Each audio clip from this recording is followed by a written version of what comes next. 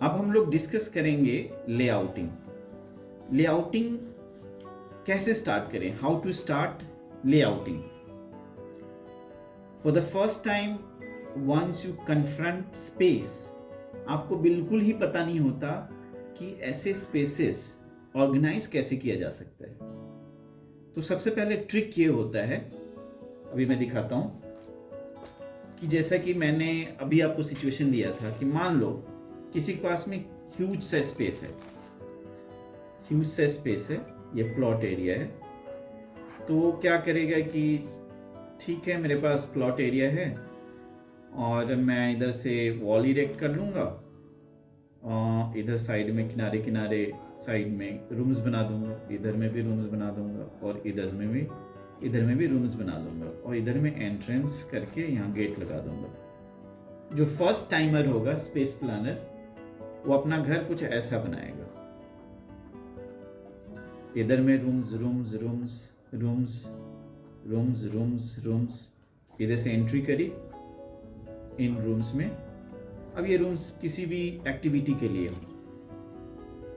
आपको लगता है कि अगर मैंने इस वीडियो को एक्सप्लेन नहीं किया तो आप भी यही करने वाले थे।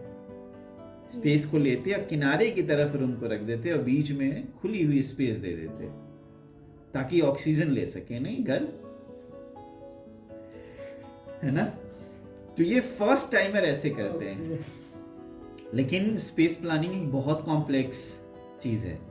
मैं आपको बताऊं, पूरी डिजाइनिंग में, in the whole interior architectural और landscape planning, space planning is most crucial, most fundamental part of your design career. And space planning is not easy, it's very difficult task. आप लोगों ने एक गेम होता है ludo, right? Ludo, उसमें भी कुछ रूल्स होते हैं। तो आपको नहीं लगता कि अगर आपको स्पेस दिया गया है तो इसके भी कुछ रूल्स होंगे? ऐसा तो है नहीं कि लूडो में, जैसे कि लूडो देखा जाए अगर कंपेयर करते हैं चेस गेम से, चेस तो आसान है। क्या आपको चेस खेलना आता है आप लोगों को? अच्छा, आपको चेस खेलना आता है? हाँ, लेकिन लूडो खेलना सबको आता है। तो ये जो दोनों गेम्स के कंपैरिजन ये बता रहा हूँ कि जो लोग लूडो खेलते हैं समझ लो इस तरह की स्पेस प्लानिंग करते हैं, और जो लोग चेस खेल सकते हैं वो इस तरह के स्पेस प्लानिंग को करते हैं। So let's understand लेआउटिंग करते कैसे हैं। तो लेआउटिंग करने के लिए सबसे अच्छा तरीका है कि आप एग्जिस्टिंग किसी लेआउट को रखो सामने, उसको देखो। फॉर एग्जाम्पल, सबसे पहले हम यहाँ आते हैं, पोर्च, एंट्री, फोयर। पोर्च नहीं बोलते इसको, क्या बोलते हैं? पोर्च। लेकिन हम मजबूर है ना, हम लोग ऐसा बोलेंगे, आर तो बोलेंगे ही ना। तो ठीक है, तो हम यहाँ एंट्रेंस फोयर में आ गए। फोयर नहीं है ये, फोयर, हाँ, the way we speak boy, foyer. अब यहाँ आने के बाद गेट इन्वॉल्व इनटू इट, नहीं तो आप समझेंगे नहीं। यहाँ आने के बाद सबसे पहली चीज देखना ये होता है एंट्रीज। एंट्री क्या साइड में है, सेंटर में है? अगर सेंटर में है तो इसका बेनिफिट ये होता है कि अगर बहुत ज़्यादा लोग हों तो they can spread like this and then they can enter. Corner में होने से प्रॉब्लम ये आती है कि जो क्राउड है जो एंटर करना चाह रहा है वो एक साइड में ज़्यादा क्राउड रहेगी, दूसरे साइड में पॉसिबल नहीं है क्योंकि वहाँ पे वॉल है, डेड एंड है। तो कभी भी एंट्रेंस साइड में डेड एंड सिचुएशन क्रिएट ना करें। जनरली एंट्री को हम सेंटर से रखेंगे। क्योंकि मैं इस पर्टिकुलर लेआउट के थ्रू मैं आपको लेआउटिंग सिखाने की कोशिश कर रहा हूँ, तो आप ध्यान से देखें एक एक चीज़ को। जैसे मैंने एंट्रेंस के बारे में बोला, दूसरी चीज़ अगर आप देखते हो तो ये यहाँ पे एक स्पेस क्रिएटेड है। इसकी ओपनिंग अंदर की तरफ है और इसकी ओपनिंग बाहर की तरफ है। अगर ये दोनों बहुत क्लोज हैं, ऐसे दिख तो रहा है बहुत क्लोज है, लेकिन आपस में ये कोलाइड नहीं होने चाहिए। अगर ऐसा होता है तो it will be wrong planning. तो हमेशा देखें कि दो शटर्स आपस में एक दूसरे से कोलाइड हो तो नहीं रहे? अगर हो रहे हैं तो आपको इसको अवॉइड करना है। तो ये चीज स्लाइडिंग में आएगी, स्लाइडिंग में रखनी पड़ेगी आपको। इसके काउंटर पॉइंट्स भी हो सकते हैं कि हम एक शटर न रख करके यहाँ पे दो शटर या 3 शटर्स की भी एंट्रेंस बना सकते हैं। 2 शटर, पल्ला समझ रहे ना? ठीक। अब आप आगे चलो, लेफ्ट साइड को आकर देखो तो आपको यहाँ स्प्लेड लाइन दिखाई दे रही है, मतलब कि डायगोनल लाइन। हाँ, दूसरी प्रॉब्लम मैं बताता हूँ। जो अभी अभी लूडो वाले लोग जो हैं, जो लूडो खेलते हैं, चेस नहीं खेलते, वो करेंगे क्या? जब भी लेआउटिंग करेंगे या तो ऐसे लाइन खींचेंगे एक्स एक्सिस पे या वाई एक्सिस पे। अगर कभी भूले भटके कहीं पे खींच लिया तो एक जगह पे, 2 जगह पे अगर कोई स्प्लेड लाइन खींच लिया तो खींच लिया। लेकिन ये कॉमनली चेस वाले के अंदर ये कैलिबर होता है कि वो इस तरह की लाइंस को यूज करे। एक्चुअली मैं इस तरीके से कमेंट क्यों कर रहा हूँ, इसलिए क्योंकि आप देख लें इस स्पेस को मैक्सिमाइज करने के लिए, नहीं चेस खेलने के लिए नहीं, आप इसको ध्यान से अगर नहीं देखेंगे तो you will miss out the points. क्योंकि स्पेस प्लानिंग में बस पॉइंट्स को समझना है। अगर ये स्ट्रेट होता तो इस ऑफिस में आना, बेडरूम ऑफिस, मतलब ये ऑफिस भी होगा यहाँ पे और एक बेडरूम की तरह भी यूज हो रहा है। तो यहाँ से एंट्रेंस लिया जा सकता था, लेकिन इस तरफ आने में प्रॉब्लम होती है बेडरूम नंबर 2 में। तो यहाँ देख सकते हैं कि जस्ट एक इस तरीके से एल बनाने से, इस स्पेस को स्प्ले करने से इसकी भी एंट्री मिल गई हमें और बेडरूम नंबर 2 की भी मिल गई। लेकिन अगर ये स्ट्रेट होता है, can you give me pencil? मैं आपको पेंसिल से दिखा रहा हूँ। यहाँ देखिए, अगर मैंने ये यहाँ ले जाकर इसको ऐसे अटैच कर दिया होता तो ये बहुत ही नैरो स्पेस है जो इधर की तरफ लेके जा रहा है। तो इस लाइन की वजह से देखिए how nicely you have carved out this entry space for this section.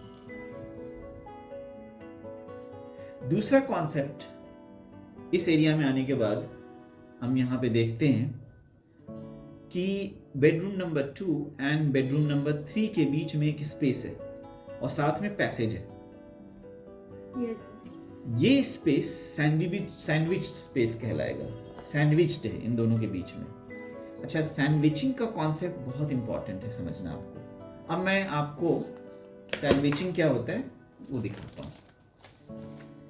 मान लीजिए, यहाँ देखिए, मान लीजिए कि आपके पास में एक रूम यहाँ पे है और एक रूम यहाँ पे है, एडजेसेंट 2 रूम है यहाँ पे, है ना? 2 rooms आर देयर और बीच में मैंने एक स्पेस क्रिएट करा, सैंडविच्ड स्पेस। सैंडविच स्पेस में क्या करूंगा, मैं पार्टीशन करूंगा। एक का, अगर मान लो इसका मेन एंट्री इधर है, इसका मेन एंट्री इधर है बेडरूम का, ये बेडरूम नंबर 1 है, ये बेडरूम नंबर 2 है। इसकी एंट्री अगर हमने यहां से दे दिया तो ये हमारा वॉशरूम तैयार हो जाएगा यहाँ पे। और इसकी एंट्री अगर हमने यहाँ से या यहाँ से, जनरली कॉर्नर से दें, यहाँ से अगर हमने एंट्री दे दिया तो एक वॉशरूम या बाथरूम एक इधर बन जाता है, BH एंड BH2। ये सैंडविचिंग की वजह से पॉसिबल हुआ है। अगर इसको और सिंप्लीफाई करना चाहते हो तो बिटवीन 2 रूम्स अगर आप H शेप क्रिएट करोगे तो 2 स्प्लिट करके 2 बाथरूम क्रिएट कर सकते हैं। You can create 2 bathrooms. अब इसको हम यहाँ देखते हैं। यहाँ पे पैसेज के थ्रू आप बेडरूम में जाते हो और इधर बाथरूम में। अब समझने वाली बात यह है कि इस बेडरूम का अपना कोई अटैच्ड बाथरूम नहीं है और इस साइड में क्योंकि पोर्च है एंड फॉय है, इस वजह से यहाँ पे किसी तरह का वॉशरूम एरिया या बाथरूम एरिया नहीं बन सकता। तो इन दोनों को कॉमन एक बाथरूम देने के लिए एक पैसेज दिया गया। इस पैसेज से आप यहाँ से आते हो, इस पैसेज से आप इस वॉशरूम में जाते हो, इस बेडरूम से यहाँ यूज़ करते हो। ये डुअल यूज़ के लिए। अच्छा, इसकी बनावट या यूँ क्या लेआउटिंग कुछ ऐसी है कि प्रोबेबिलिटी क्या है कि bedroom number 3 and bedroom number 2 के लोग इसको इस्तेमाल करेंगे, यूज़ करेंगे। इसकी पॉसिबिलिटी बेशक है, लेकिन डिस्टेंट पॉसिबिलिटी है कि कुछ लोग दूसरे एरिया से आकर के इसको यूज़ करेंगे। कहोगे ऐसा तो है नहीं कि यहाँ कोई ऑब्स्ट्रक्शन है, नहीं जा सकते। एक्चुअली यहाँ पे एक विजुअल ऑब्स्ट्रक्शन है। इस वॉल को देखिए, ये वॉल इसलिए इरेक्ट किया गया ताकि ये वाला सेक्शन ना ग्रेट रूम एरिया से ऑब्स्ट्रक्टेड रहे। अब ये पॉइंट मुझे बताना लगता है बहुत इंपॉर्टेंट है। कई बारी लोग क्या करते हैं कि अगर यहाँ पे एक वॉशरूम है और साथ में यहाँ पे हॉल है, तो कभी भी ऐसा ना करें कि आप यहाँ से इसकी एंट्री दें और यहाँ पे सिटिंग है, लोग बैठे हुए हैं यहाँ, और जस्ट इनके फ्रंट में या यहाँ से हो या यहाँ से हो वॉशरूम में लोग आते जाते दिख रहे हैं। This is wrong way of planning. यहाँ पे डबल वॉलिंग कीजिए।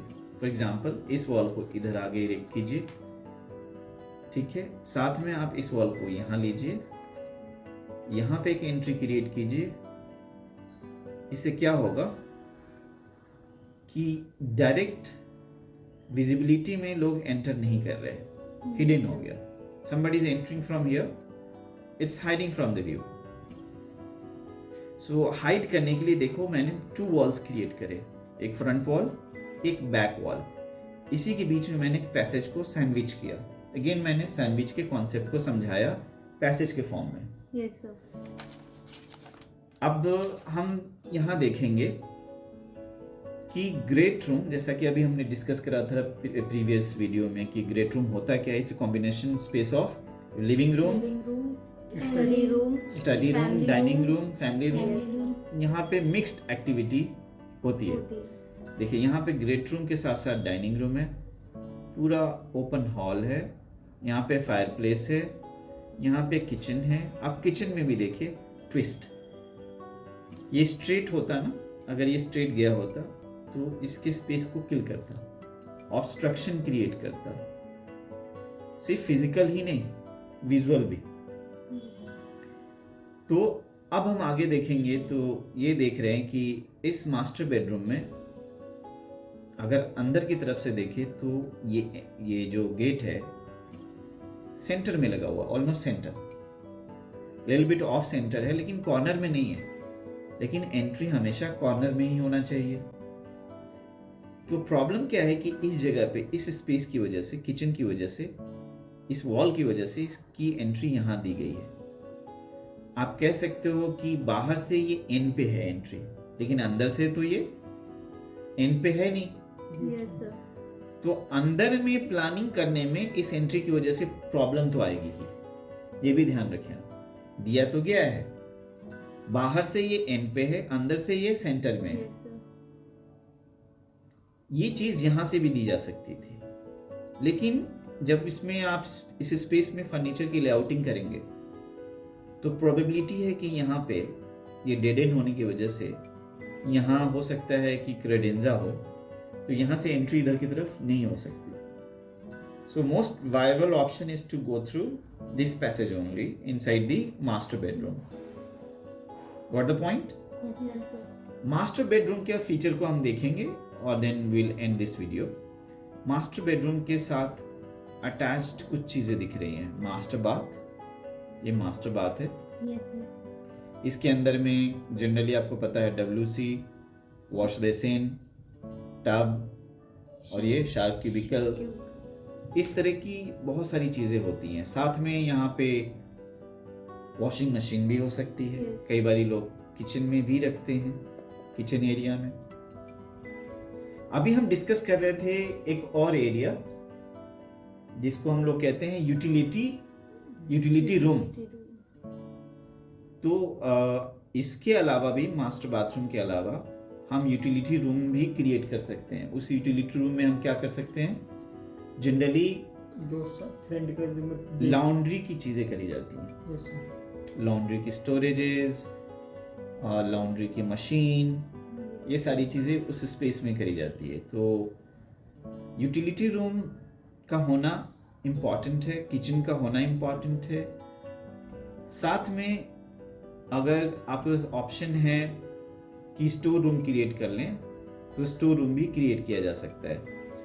यहाँ पे अगर हम देखते हैं तो यहाँ पे वार्डरोब के तौर पे इसको यूज़ किया गया है।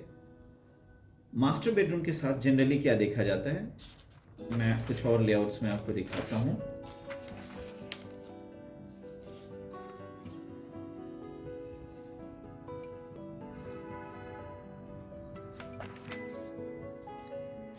इसके अंदर मैं आपको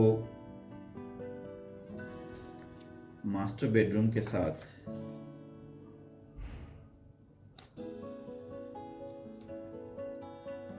अभी आप देखेंगे